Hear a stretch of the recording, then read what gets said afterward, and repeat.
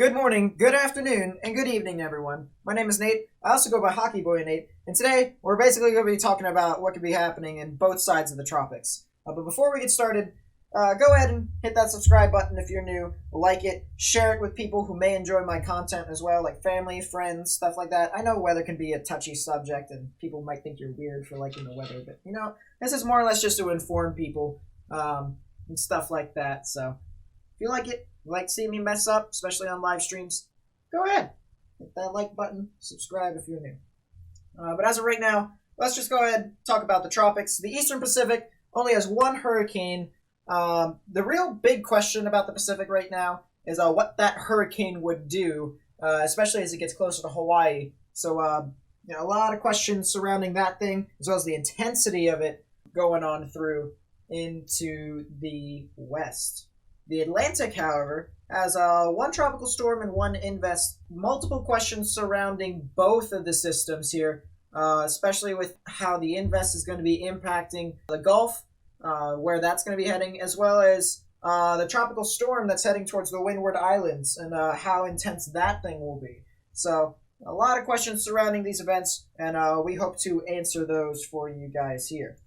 But let's go ahead and go over the Saffir-Simpson hurricane scale real quick. Nice little refresher as to what all goes around when it comes to the weather for the tropics. The grading scale when it comes to the intensity of storms. Obviously, if you go through, you're typically familiar with how Category 5 is the worst. Category 1 is the weakest hurricane. And then you've also got tropical storm and tropical depression at the bottom. But hurricanes can range from 74 miles per hour all the way up to 156 and even greater. Especially with how Dorian was, how strong that was last year. But, across the board, there's just different scales and ratings depending upon the intensity of the storm. So depression, 0 to 38 miles per hour. Storm, 39 to 73 miles per hour. And then Category 1 from 74 to 95. Category 2 from 96 to 110. Category 3, 111 to 130. Category 4, 131 to 155, and then Category 5 is 156 miles per hour and above. So something to keep in mind with that, the classifications when it comes to the intensity of tropical systems. Let's go ahead and take a look at the 5-day graphical tropical weather outlook from the National Hurricane Center. You guys can kind of see there is our hurricane. Hurricane Douglas is kind of sitting out there and marching its way off to the west towards Hawaii.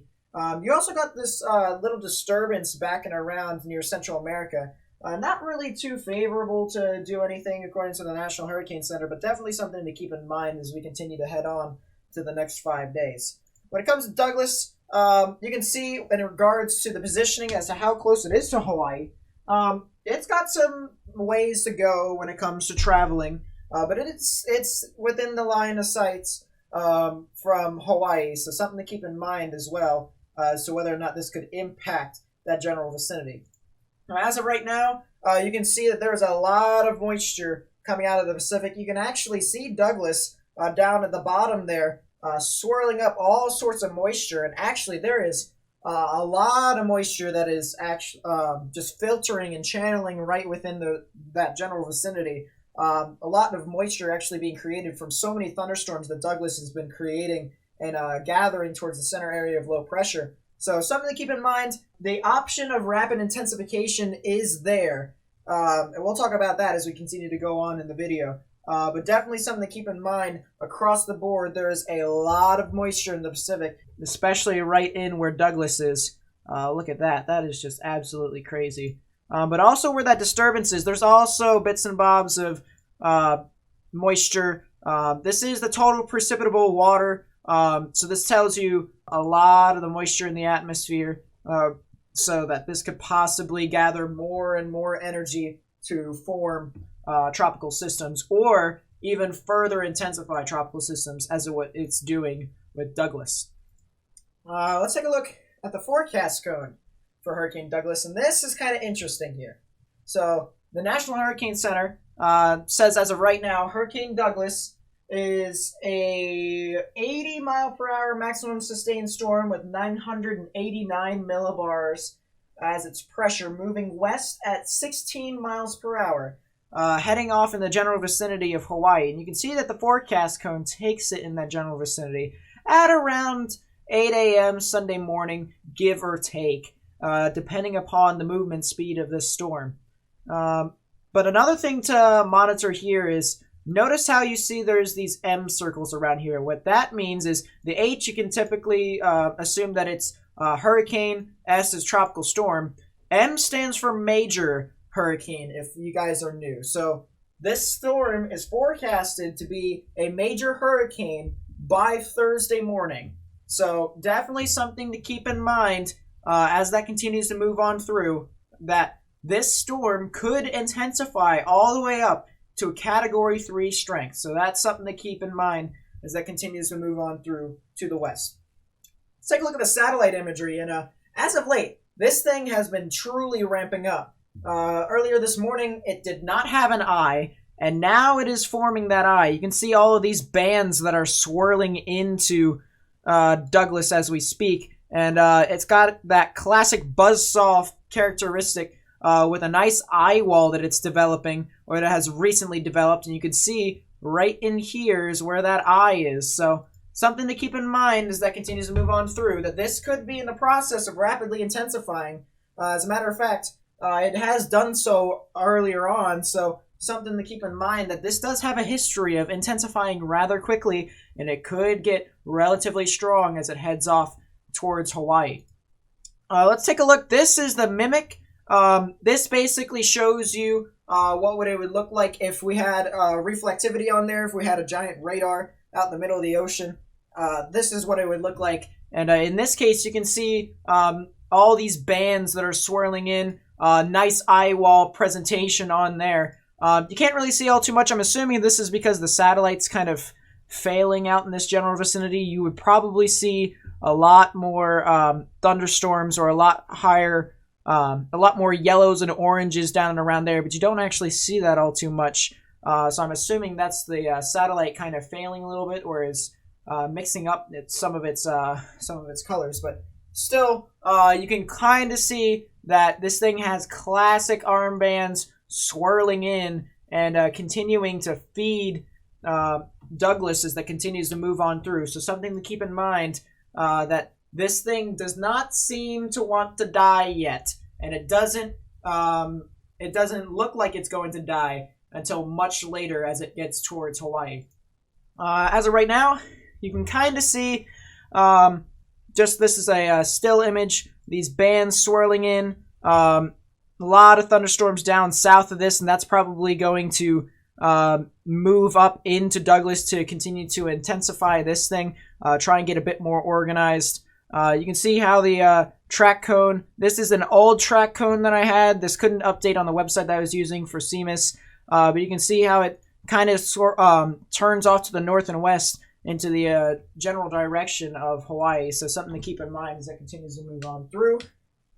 The satellites, one thing about it, it didn't want to update when it comes to the intensity of the storm. It did have, the ADT had it as a hurricane at the time of me taking this image. The other satellites did not. This was well after the National Hurricane Center actually designated Douglas as a hurricane. So the satellites have been kind of pushy, or not really all too pushy. It's just questionable in my honest opinion. They've been questionable for the past couple of days, but we'll have to see as that continues to move on through if they could get their act together. But still something to keep in mind as it continues to move on through. The models, it's kind of hard to see. Obviously, they're all moving in the same direction, but you kind of can't really see Hawaii in here. And that is mainly because that is under the spaghetti models here. It's very hard to see Hawaii, but here it is. The spaghetti models for both the GFS and the Euro are saying that it's probably going to go into the general vicinity of Hawaii, possibly making a direct impact. So definitely something to keep in mind. Personally, when it comes to my personal forecast, I would probably say that at maximum strength, this could go to 120 mile per hour Cat 3, all the way up to, at most, if it rapidly intensifies insanely, I'd say 135 Cat 4. near peak intensity. But as it heads off to Hawaii, it's a bit far out to say.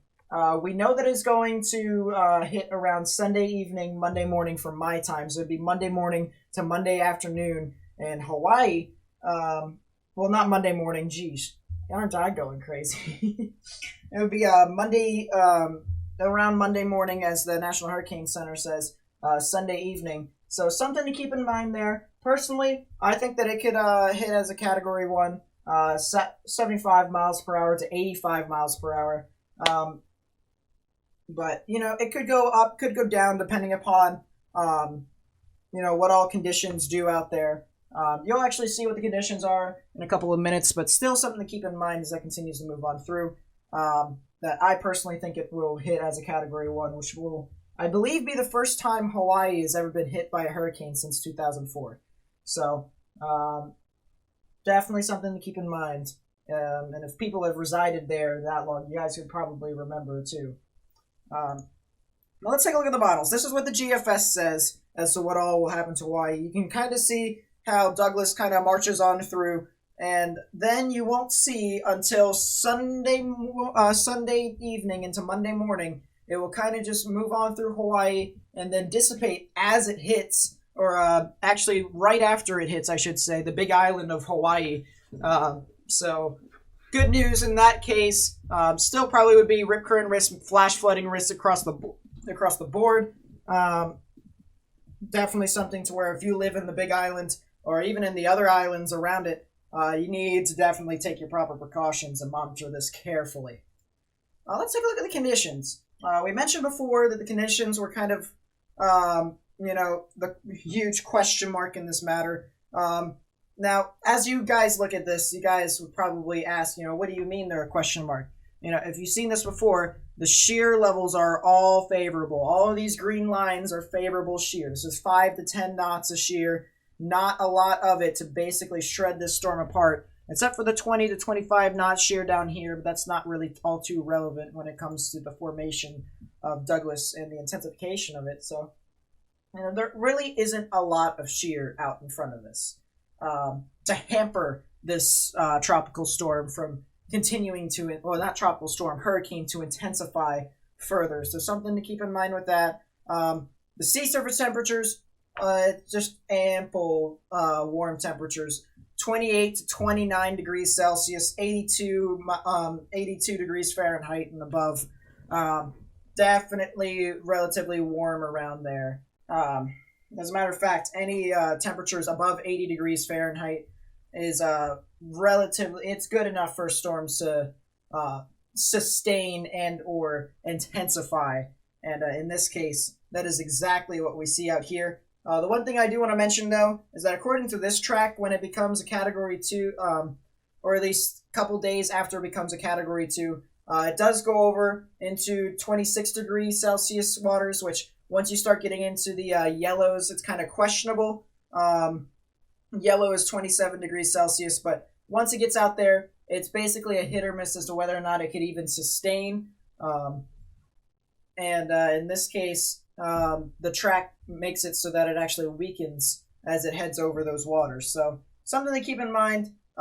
We'll just have to monitor how Douglas intensifies now, and as to whether or not how that will impact Douglas as it moves over those cooler waters later on in the week.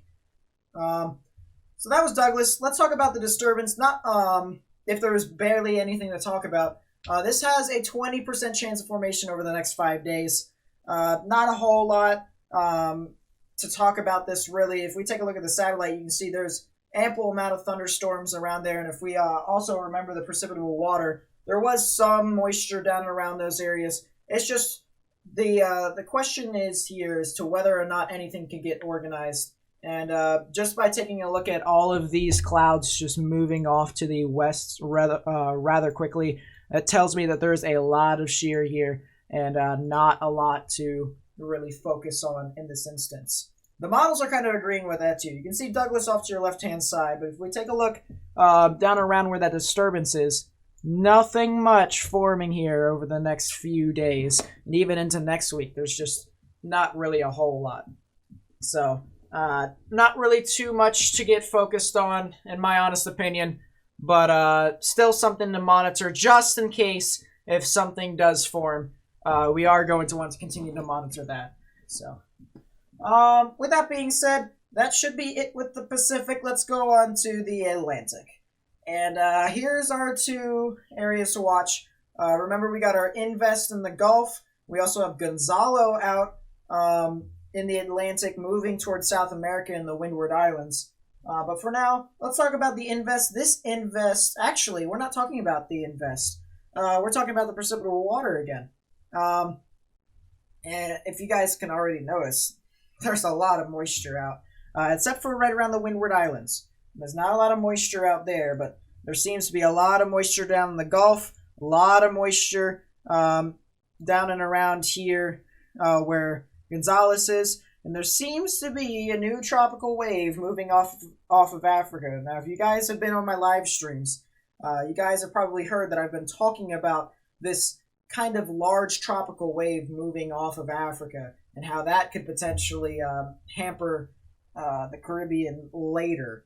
This was kind of a long-range forecast, so it wasn't really all too, I didn't expect accuracy in this. I was just more or less trying to get the word out that there could be something moving on through, and in this case, it actually paid off. So we got a massive tropical wave moving off of Africa. You got Gonzales, and then you got Invest 91L moving on through into the Gulf. Speaking of 91L, the probabilities of this thing forming is actually 80% over the next 5 days, 70 within the next 2. So definitely something to keep in mind. I will mention that the hurricane hunters, as I speak, which is 6:22 p.m. Eastern Daylight Time, the hurricane hunters are out there and in Invest 91L trying to determine as to whether or not this is a tropical system. So definitely something to keep in mind with that as that continues to move on through. Let's take a look at the satellite imagery. We can basically see that there is a massive low pressure system here. I mean, just look at this. You can see that these clouds are kind of swirling around, moving on through. So a massive low pressure system with a bunch of unorganized thunderstorms. And if that can get organized relatively soon, you can possibly see another tropical system moving off into the general vicinity of, I would say in this case, probably Texas and Louisiana. It does seem to be moving off in that general vicinity. So would not be surprised if stuff like that moves off into those areas. But in this case, let's take a look at the conditions and see as to whether or not this could form. The shear, there is some areas to where the shear is quite intense, and that could limit the organization of this tropical system. Now, out in front of this, if this stays the same, then the tropical system can continue to move on through and possibly intensify into a tropical system, maybe a depression or a tropical storm. Personally, it's very hard to tell right now. I think if this does form, it'll be mainly because of the warm waters. You can take a look and see that there is a lot of warm waters across the board here in upwards of 30 to 31 degrees Celsius. I mean, usually when it's red, it's pretty bad when it comes to how unstable the water, the moisture is down and around those areas. And you can actually, if you guys remember the precipitable water for the Atlantic, you can see that there was a lot of moisture around there. And that is mainly because that there is all of these warm temperatures, sea surface temperatures across the board, down and around the Gulf. Not a lot of dry air here either, so dry air is not going to be a factor. You won't hear anything about the Saharan dust in the Gulf. That won't be a factor at all for this system. But the models are now starting to pick up on this thing. And this is going to get pretty interesting in itself because it does seem as if they have some sort of tropical system possibly moving off into the general vicinity of Texas, south of Houston, probably around Corpus Christi, maybe further south of that. Something of the sort to where it continues to move off into that general vicinity. There are some ensemble models that are saying that it does go to a depression. There are even some, according to the Euro, that say it goes to a tropical storm. So we'll have to see. Personally, I think that it'll be a tropical storm. It's very hard to tell right now. There's just so much stuff going around. The wind shear obviously is a big factor in this as to whether or not it can get organized. But there's just so much moisture down and around that area that I believe that it could start forming thunderstorms around the center area of low pressure. And you could probably see some sort of tropical system, possibly a tropical storm Hannah with around 40 to 45 mile per hour winds. 40 is a safe bet in my honest opinion. But 45 is pretty gutsy if you ask me. So definitely something to keep in mind with that. Let's take a look at the models. You can kind of see, here's the icon. The icon says that it actually forms and it actually intensifies prior to it making landfall. So that's something to keep in mind there. As it moves out of that shear, as I kind of been seeing around in the models, it seems to actually start to take off. So I'm not expecting it to do anything at the moment within the next day or so, but you can expect to start to see something kind of intensify probably within the next couple, like I'd say 3 days afterwards, sometime around Saturday evening into Sunday morning. So definitely something to monitor that. But then you guys can kind of see there's something that comes out and heads over towards the Windward Islands.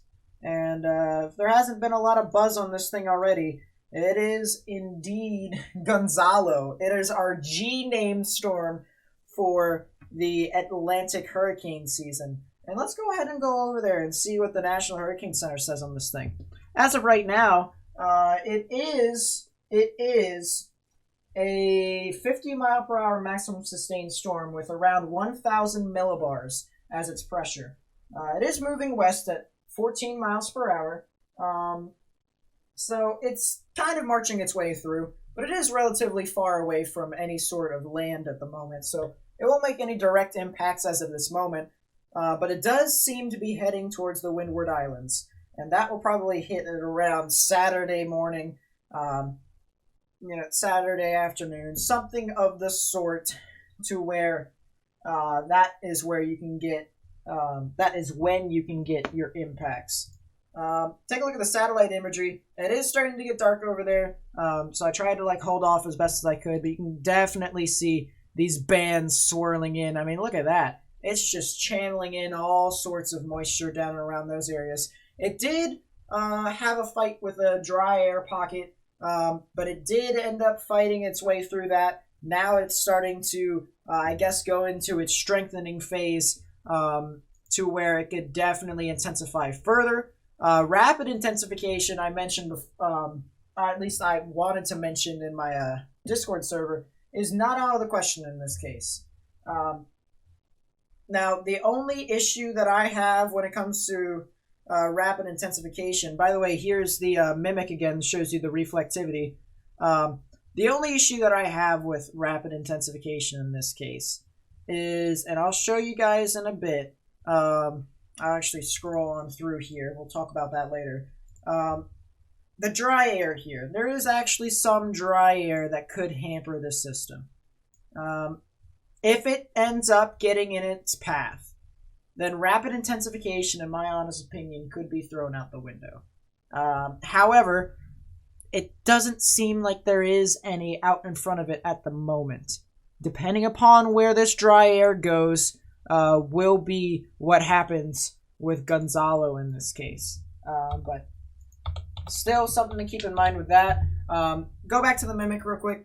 Oh, goodness gracious. See, I don't even have control over my own video.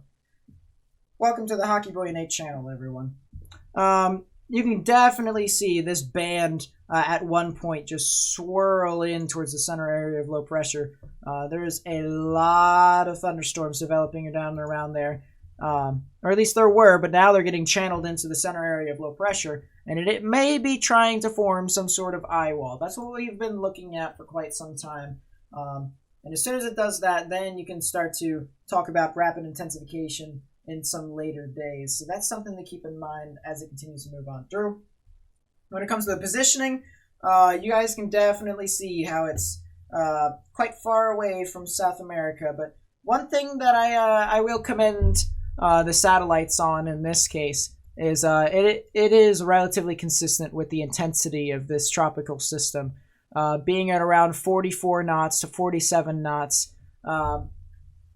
Definitely one thing to where I would have to agree that it is a 50-mile-per-hour tropical storm in this case. However, this was taken a while back. I'm not sure what the current analysis is of the satellites, but at this point, a 50-mile-per-hour tropical storm is definitely good enough, and it's definitely a safe bet. However, I would not be surprised if you saw 60-mile-per-hour indicated on this relatively soon. So it's something to keep in mind as that continues to move on through into the next couple of days.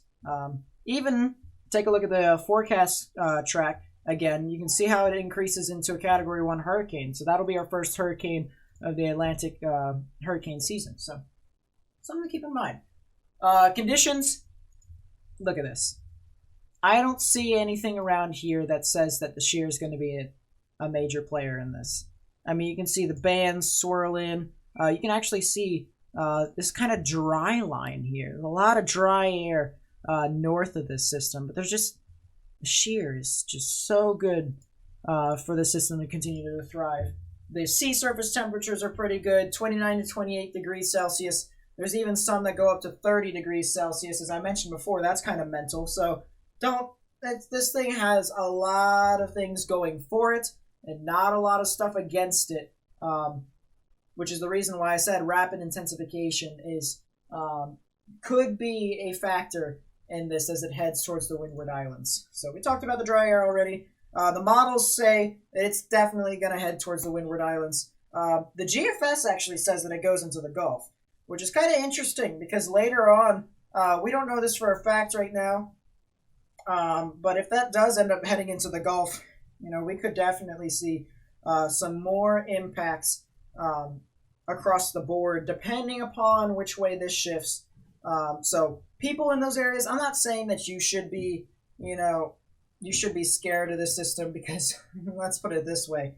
We are really far out from this system to basically say specifically as to how strong this will be and where this will hit, or even if it will sustain that long. Because if you take a look at the Euro, it says that after it hits the Windward Islands, it's done. It's gone. It's donezo. So, it's not really one of those things where I would worry about it right now. But you definitely are going to want to monitor it as that continues to move on through. I'd say next week, definitely something to where you're going to want to monitor this system. Let's take a look at the models here. This is the GFS. GFS actually, as I said, takes it through the Windward Islands, and then it actually diminishes a bit. So that's, there's that. This model says that it dies. Plain and simple. Stuff like that. We can even take a look at another model. Here's the icon. The icon says that something kind of marches on through. But then it moves on through, but then here's our little tropical wave that I've been talking about. And this is pretty interesting here, okay? If this happens, we could see a back-to-back tropical system, just one after another, start marching on through. So definitely, I'm going to monitor this, especially since I'm really intrigued by if my prediction is correct, first off. Got to take some sort of pride in the stuff that I say. But, I'm going to continue to monitor this as well. If this happens, then we will definitely be that will definitely be our welcome to the Atlantic 2020 hurricane season, to where everything starts to ramp up, including the Atlantic hurricane, the Atlantic basin across the board. But for now, Gonzalo seems to be the issue. Personally, I think that with rapid intensification, you can see a 80 mile per hour Category 1 to a 95 mile per hour Category 2 at peak intensity prior to it hitting the Windward Islands. Now, when it does go to the Windward Islands, Personally, I think it'll be a 65 mile per hour tropical storm, all the way up to an 80 mile per hour Category 1 if it rapidly intensifies. So sometime around Saturday evening into Sunday morning, that's when you will definitely see your stuff, and that's where you guys need to continue to monitor. But let's talk about the tropical wave a bit more, because as I said, if this happens, this is going to get really interesting, and this will kind of prove a lot of people's theories as to why the Atlantic hurricane season will basically ramp up and will be one of the most active on record. You can see here's the precipitable water again. And look at that wave. I mean, just absolutely large and massive. There's enough thunderstorms for it to develop, and it will just probably continue to march on through if it has all the thunderstorms to do it. As it seems right now, there is still a bunch of thunderstorms that are kind of just moving on through with this thing. So something to keep in mind. If it continues to gather more and more thunderstorms, you can definitely see some sort of tropical system moving on through. The shear, as I mentioned before, there's just no shear. There's nothing. Here's Gonzales right here. Or Gonzalo, I should say. See, I can't even speak anymore. I'm too tired. Gonzalo right there. As it continues to move on through, there seems to just be no shear whatsoever out in front of the tropical wave. I mean, if it looks good. It looks good for something to develop right now. It's just whether or not the thunderstorms will continue to move on through. But the big question here, as I mentioned, is the dry air. Now look at that. Plenty of dry air across the board. That will be the limiting factor for this tropical wave. If it forms, then we got another tropical system, because I'm not even sure if Invest 91L will form into Hannah. So the Atlantic hurricane season has been too chaotic for me to even keep up at this point. And I feel like that's the same for everyone else.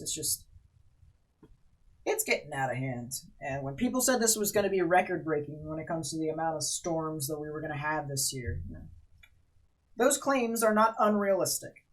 So, anyways, that's going to be it for me. I hope you guys enjoyed this video, because I had a whale of a time making it. So much stuff to talk about, so much to do and to monitor. I would love to hear your thoughts. Please. I love talking to you guys. Most of you guys know that if you're on my live streams when I cover severe weather. I'll be covering tropical weather live if it impacts somewhere in the U.S. or on rare occasions, maybe somewhere abroad like South Korea or something like that. We'll see. But I would love to hear your thoughts on all of this when it comes to Douglas, Gonzalo, Invest 91Al, the new tropical wave that's moving off of Africa. Just let me know. I'd love to hear your thoughts. If you did enjoy the video, please be sure to like it. Subscribe if you're new. Would love to have you all be a part of my YouTube channel. And share it with people who might also enjoy this. I would really appreciate it if you did. And I really appreciate you guys taking your time out of your lives to watch this video. That's going to be it for me. My name is Nate. I also go by Hockey Boy Nate. I'll catch you guys next time. Whether it's a live stream or a video, who knows? Peace.